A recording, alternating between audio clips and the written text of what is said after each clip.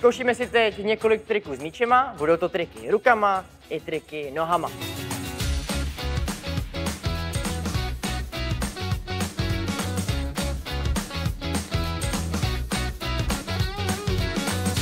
Tak máme tu hru na koordinaci s žížalama. Vytvoříme jeden obrovský kruh. Každý před sebe dá žížalu. Jakmile řeknu teď, pouštíš svoji žížalu a chytneš tu žížalu, která je vedle u kamaráda.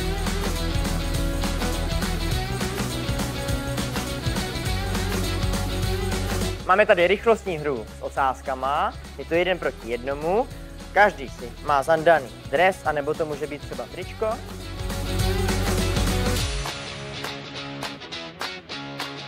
Každý dostane kornout. Na ten kornout si dá míč. Máš vytvořenou zmrzlinu. Nejdříve budeme chodit, potom i běhat.